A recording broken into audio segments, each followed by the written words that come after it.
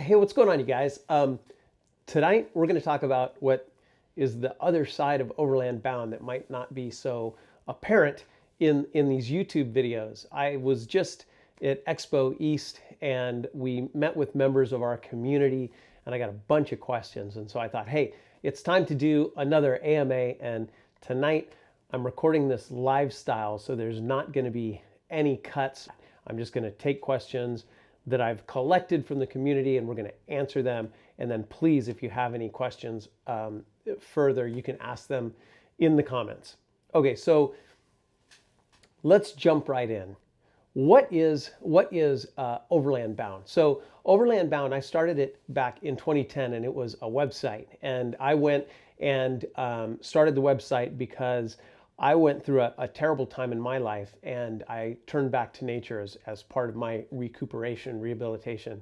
And, you know, we all have turning points in our life. And so that's the kind of thing that I went through. I grew up enjoying the great outdoors. My dad was a forest ranger. My family had a logging company in Mendocino County.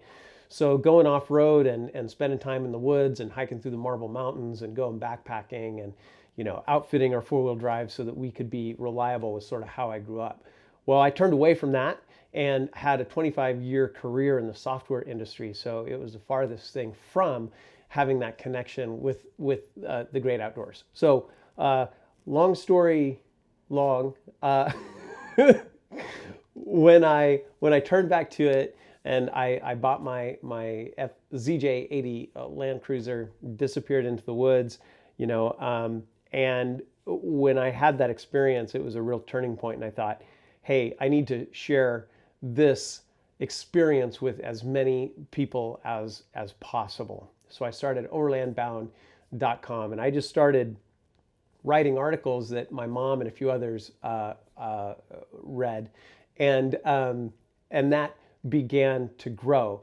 The thing about the Overland Bound community is that, you know, when I was seeking information, specific information about how to outfit my rig and explore, you know, I really enjoyed the camel trophy races. There's some documentaries on YouTube to go and see, but the camel trophy races were really inspiring, and that's where I learned of overlanding and the fact that it was vehicle dependent travel and outfitting your rig.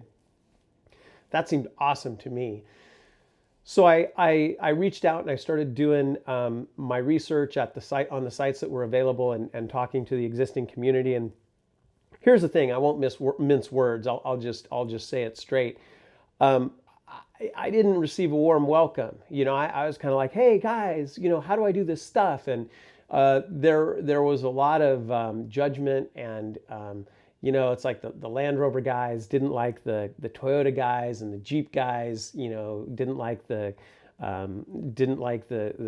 you know, whatever. There's a lot of I just didn't like the environment very much. Now, hey, let's be fair. Not everyone's like that, right? But that's how I felt on the sites that I went through. So I thought, you know what? We're going to create this community, Overland Bound. It's going to be really open.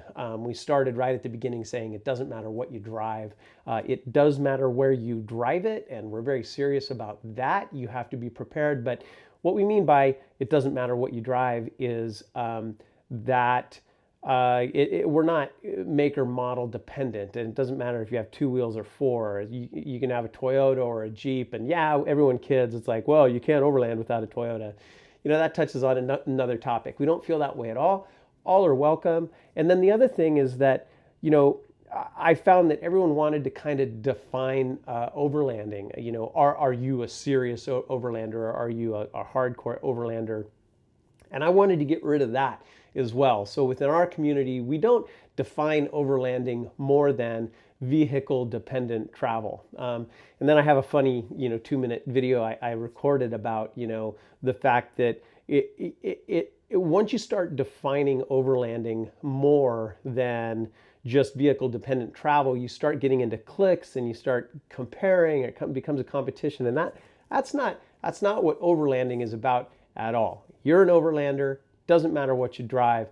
You're welcome. We're here. Overland Bound is here to help you outfit and outfit your rig and explore, no matter what that journey may be. And so that's how we started. That's how we started Overland Bound. That was the basis of it. Started as a blog, became a forum and a community, and then really started growing from there. And we've been, just absolutely delighted with the growth of the community. Now we have 16,000 members worldwide, and that number continues to accelerate and grow, because I think, for the most part, most people are kind of relaxed and they kind of like the helping each other environment that we create. That doesn't make us popular with everybody. Within on our platform and within the community, we kind of bird dog that. We make sure that people are civil and they treat each other with respect. And if they don't, well, they're not really welcome. And because of that, though, we've created an environment that's really friendly for people who want to learn, and that's kind of what Overland Bound is all about, and it's why we exist. And the core fundamental underneath all that, you guys see me do videos and a variety of different topics, and I'm not really, I don't really think a lot about the videos that I do, and so sometimes they might seem kind of random, but we try and fit them in a few different categories, and it's all based on providing knowledge and information so you guys can get information to do your own build. So, we do the videos I try and do. Well, that reminds me of another topic I'm going to get to in a second. The videos we do interviews from subject matter experts and people that can really provide a lot of valuable information. We do rig walkarounds so that you guys can see various builds, so you can get ideas for your build. We do how-tos, how to outfit your rig, how to vent your diffs, how to install dip breathers, how to do various suspension things. So we'll always continue to do how-tos, and then we do trips. So when we go on a trip, we try and show you kind of like a day in the life of a trip, whether we're going to Baja or across the country through the Southwest or what have you. So we try and share all of that on the channel, and we go, in between, the various things. That other topic that I wanted to say is that one of our core principles at Overland Bound is share information freely, and we feel very, that's a very important thing. A lot of we've seen environments where information, like the really valuable information, is protected or not given out. And we don't do that at all. All the information that we have is free for you guys to use. And of course, that's the way the YouTube channel is as well. It's just to get information out there, because we're pretty serious about having people connect, with nature. And I feel a little bit emotional about this but it's important to underscore why we feel this is so important. When I say I went through a bad time in my life, I mean it was bad. We've all had relatives pass away. Well, I had parental figures, multiple die simultaneously. I went through a really heinous divorce, and I went through this period that Corey and I, bless her heart, my current wife, you guys know Corey if you've seen her in the videos, but she's awesome. But her and we refer to him as my dark years, because I was fighting. I was looking for excuses to get into fights. I was drinking a lot. My career was going down fast, and I was fortunate to even be able to keep a job. I mean, it was bad. I'd be walking down the street and no reason, just want to punch some dude. Like, that's how much anger I had. So when I say I went through a dark period, I mean, it was a dark period. So I got the 80. I got the Land Cruiser 80, and oh my goodness, the transformation, disappearing for 4 days into the woods and just being there by myself, with my thoughts in nature, reconnecting. It was really, really foundational. And I believe, and the reason Overland Bound exists, I believe that adventure is necessary. If you know us, then maybe that sounds trite or contrived because you've heard that before. You've seen it on a patch. Well, remember, before you saw it on a patch, it came from right here. It came from our community. And the reason we say it so plain and simple is because I think that when you adventure, you expose the best parts of being human. People help each other. We had this, an interview with Karen and Kuhn of Land Cruising Adventure, and they've traveled all over the world. They've been in their living in their Land Cruiser since 2003. And so I had to ask at the end of our interview, I just said, hey, you've seen every culture. You've been on, nearly every continent, and you've been traveling the world. What's your take on humanity? I just asked that question because it seemed like a question they were uniquely prepared to answer, and they said people are good. And they that's their perspective, and that meant so much because that's how I feel. I'm optimistic about just humanity and our ability to help each other and succeed. And part of it is our curiosity and our desire to explore and wander. And when we are overcoming obstacles, we are really helping each other, and you'll see people go out of their way to help each other. And that has nothing to do with defining overlanding. Right? Like, it's not interesting defining overlanding. Overlanding, I also say, hey, you're an overlander. And the reason I say that is because, again, overlanding is vehicle-dependent travel. Is for anybody who wants to go farther and do more. That includes hunters and photographers, explorers, naturalists, you name it. Snowboarders, anybody who needs a well-prepared rig. And it's a hell of a lot of fun too, because I happen to like gadgets and outfitting vehicles. Okay, I'm gonna ease into some questions from the community. I do want to address one other thing that comes up in, if you haven't heard of overlanding and you stumble on this video, one of the things that you'll see is this feeling that, oh my goodness, you have to spend a lot of money to overland or outfit a rig. That's ridiculous. It's absolutely ridiculous. Look, people have all kinds of different means, and so they have the ability to outfit a rig or even buy a different kind of rig based on their means, but you absolutely do not have to spend a lot of money. We traveled through Baja. We did a 17 trip through Baja in my Toyota Land Cruiser, and by some standards, it's a pretty well outfitted rig. But guess what? There was a 1980s Chevy Citation that went just about everywhere that we went in Baja. Though, maybe a little more sketchy. But the key is that you're prepared to safely go where it is you're going to go. You wouldn't take a Datsun SU2000 through a muddy, treacherous pass or through the Rubicon, right? I mean, that's not a match. You have to be careful and you have to be prepared, but you don't have to spend a lot of money. And we try and highlight builds that do not take a lot of money to get started to outfit a rig and go out in nature and find that connection and overcome obstacles and gather your thoughts. So anything is okay. If you can spend north of $1 million on an overland rig, good on you, man. That's awesome, and I want to go for a ride. I want to check it out. But you don't have to. You don't have to spend a lot of money to overland, quote unquote. So let's see.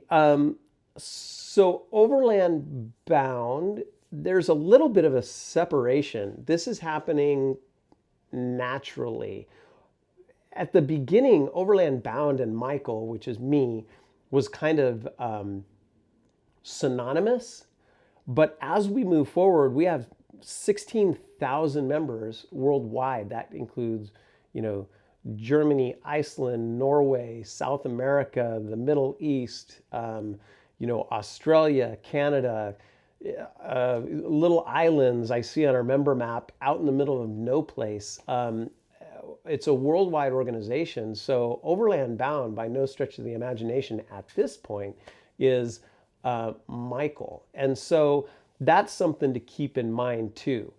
You're talking to Michael now, but the community is Overland Bound. And so the way we're set up, we're a small business, and Corey and I work on Overland Bound full time, and then we have two other folks that work with us. One is Amanda, who does customer service, and then Megan, who is operations. But it's 4 people, and then a bunch of our friends and volunteers that help us to serve the community. We're 100% dedicated to serving the community, and that's where all of our resources and effort go.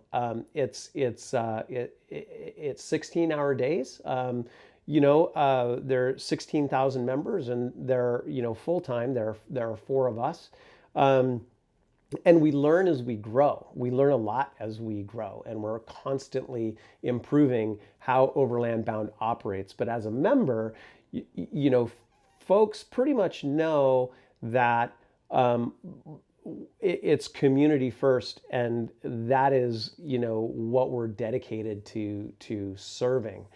So in the questions, I think there'll be some answers to what we're doing, but in a nutshell, Overland Bound is a community. We are enabled by software to connect and provide support for one another. So that's what we are. My background is in software development. The current web platform, the current Overland Bound platform probably represents about 30 engineering months of effort, not all at one time. And then the mobile effort that we have going right now, and I'll talk a little bit about that because I know there are questions about it. The mobile effort that we have, it represents 50 engineering months of work, and we're going to roll that out in Q1 of 2019, and I'm really excited about that. It's going to, I'll talk a little bit about it, but it's for our members, and it's really going to help the members to connect and get support online and do a bunch of really cool stuff. All right, so let's get to some community questions. I saved them on my phone, and I'm going to answer some. Some of them are going to be light, some of them are going to be a little bit deeper. And then if you guys have questions, please put them in the comments, and I would be delighted to answer them. Okay, so let's take a look. This is an iPhone. I have an iPhone. By the way, our software is always going to be Android and iOS simultaneously, maybe other platforms as well. Okay. Excuse me. Okay. No particular order. Is 16 too young to get into overlanding? Absolutely not.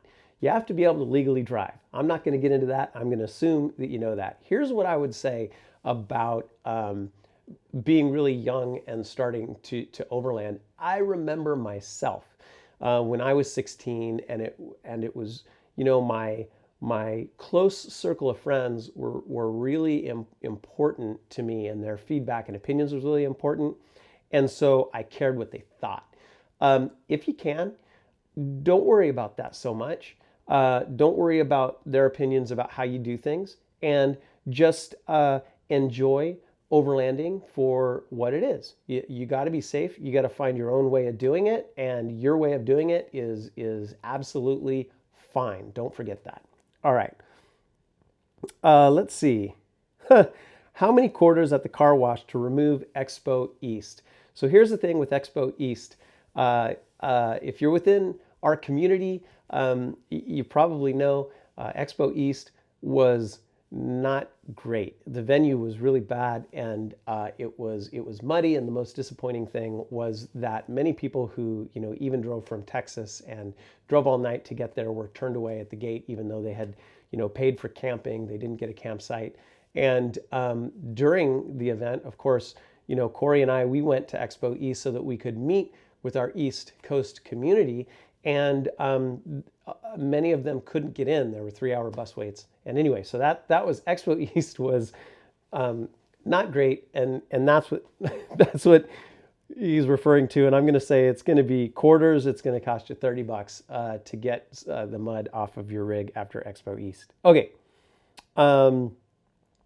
Any plans for members in Europe, Scandinavia? So we have a growing community in the UK, in Europe, in various parts of Europe. Now, it's really fun to see the member map, the pins on our member map expand in that area. We do have a regional ambassador over in the UK. His name is Kevin. You can find him on our website, and he'll help to coordinate events. But the way I'll answer that question is that Overland Bound is continually expanding our efforts in other regions, and we will continue to do so. For example, we have a rally, a West rally for Overland Bound members. We're expanding that to the East Coast. We're seeing how we handle 2 events a year, and then we'll expand that into other countries as well. And I look forward to putting my rig in a shipping container and joining you guys over there in the future. That's a dream. Okay, but what I'm serious about. Okay. Cam 3s, is it a good tire? Well, the thing I won't talk about publicly is that perhaps we didn't air up the tires in Cabo San Lucas, and we might have driven from Cabo San Lucas to San Francisco with the tires aired down. Things happen. Sometimes you don't notice things, and they've done very well. They track really well on the freeway, and so that's less sway for a mud terrain tire. They're really good, and they're relatively quiet. So I really like the BFGoodrich Cam 3s. Okay. Oh man, there's some gnarly ones in here. Okay. Best way to start a fire. Best way to start a fire. Matches. And I like those ones that burn for like 30 seconds and they won't go out no matter what. Those are really good. But the key is find tinder and build a teepee, not a log cabin. Are you log cabin or teepee? Anyway, let's see. Next, if the Land Cruiser wasn't an option, what overland rig would you choose to drive?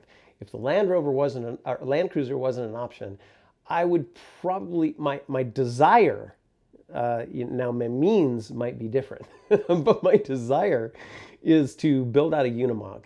I would like to slow roll through the United States, meeting with the community. That's something I don't get enough of an opportunity to do.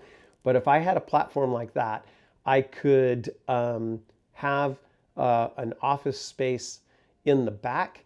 I could slow roll because you're not going anywhere too fast in a Unimog, and just go town to town and meet with Overland Bound members and get to know the community and get feedback and generate ideas, and that would be really rewarding. So if I didn't have the 80 series, I'd probably step to something like a Unimog, and again, that's a dream, and we'll see if that happens. That would be great. Let's see. How I thought of having an office or a franchise in Colorado. Well, we're not really a franchise thing. We have regions, and when the region gets populated enough, we'll designate an ambassador in the region so that local folks have somebody who is local to them, that is very knowledgeable about what's going on with Overland Bound and can help in the area and is familiar with the area. So that's how we do it. We designate an ambassador for a region, and then they help to coordinate local events and meet with the community and things of that nature. Let's see. Any projects to do an overland trip in East Coast or Canada? Yes, I would like to. There's nothing on the books right now, except, since you mentioned Canada, I imagine you're talking about Northeast, but in the May or June timeframe, we're going to have a rally in West Virginia. We don't know exactly what the location is, but we're looking forward to getting back out east and having a rally and meeting together with the community. So that's coming up. And then when am I coming to Nevada? Pretty close this weekend. I am going to meet with Chris Solis, who is our board certified trauma surgeon and flight medic who consults with Overland Bound to provide training to Overland Bound members about the ABCs of trauma care. So I'm going to meet up with him right around the Nevada border, and we're going to shoot some videos about first aid and trauma care. Let's see. How do you feel about the Chevy Colorado? I think it's groovy. I don't know a lot about it. Okay. Now we have one more page. Oh, somebody asked me about, hey, I said the Expo East was a poor choice. What did I mean? And it's because, I mean, if you look at the location, it's a trough. And water goes mud. Okay, when we have an app for the map. All right, Stuart at large, thank you for asking. Here's the thing. So we are overlanders, and we've got a community of overlanders, and we really understand our needs very well. So Q1 of next year, we will be releasing OB1, which is Overland Bound 1, OB1 for the community, and it will be the core set of features in a mobile form that we currently offer on the web platform. And so the simple answer is Q1 of 2019. But let me talk a little bit more about that. That's the effort that I said it is about 50 engineering months. We've got about 8 to 9 people working on that app, and it will be a totally reimagined forums so that you can quickly access information and find the things that you need and connect with the community in a form that is driver, passenger friendly. And it will have, forums, it will have Rally Point. Rally Point is our software that allows you to create an event and automatically invite members in the area to that event. In some regions, if you're not careful, that can be, 500 people. But our community really likes it, and you'll be able to select whether it's just a meetup or it's a trip or it's a training event. And it's slick. Really looking forward to getting Rally Point into your guys' hands in a mobile form that's really easy to use.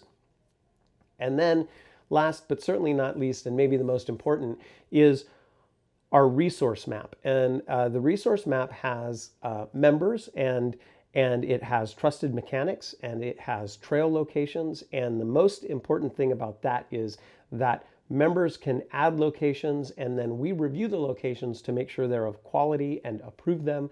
And then they can also check in. You can draw a circle on the member map and send a message to all the members in that area. And that includes sending a message as an SOS, which would send out a push notification to people who have opted into our SOS system.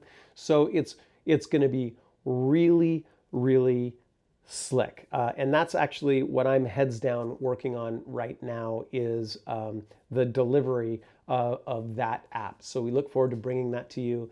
And then later in 2019, it's going to get really exciting. We're tackling mapping and navigation. We're tackling something else too, I'll get to in a minute. Mapping and navigation. If you are an overlander, if you travel in a vehicle that is outfitted to explore, I know for a fact you use 3 different apps to navigate from point A at point B. If I started from this office here at HQ and I wanted to go to an off-grid location, I would start with Waze or Google Maps to have turn-by-turn nav on the city streets. Then I would get to a location and I would use a different app to find some place to camp that provided camping destinations and reviews. And then I would use a different app, probably Gaia, to navigate off the grid.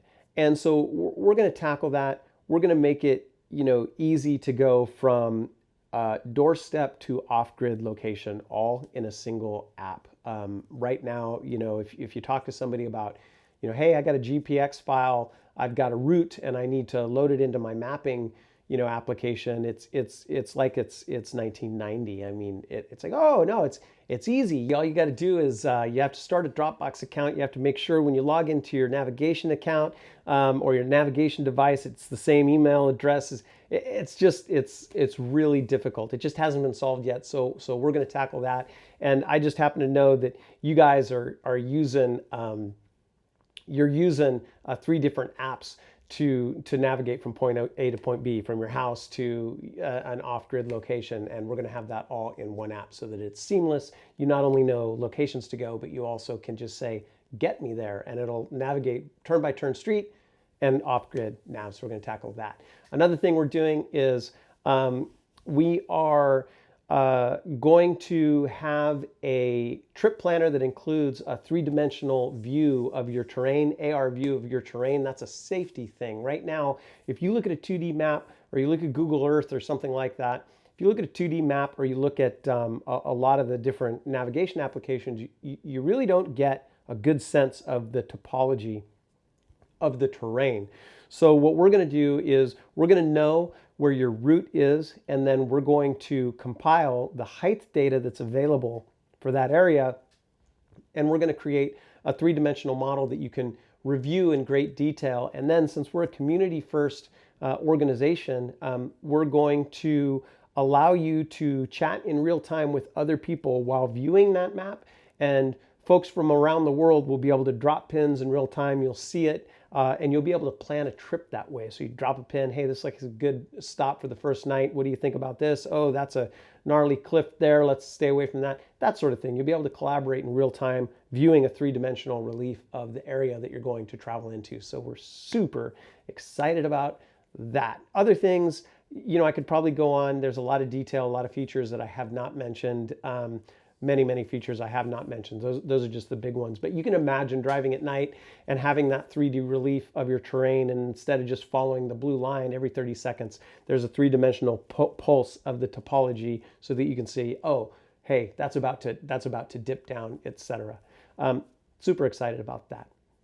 Okay, let's see. There's another question here, and it says, hey, great. Oh, nice. Great to meet you and Corey. Your environmental work is greatly appreciated by all. That's really cool. I'll talk about that.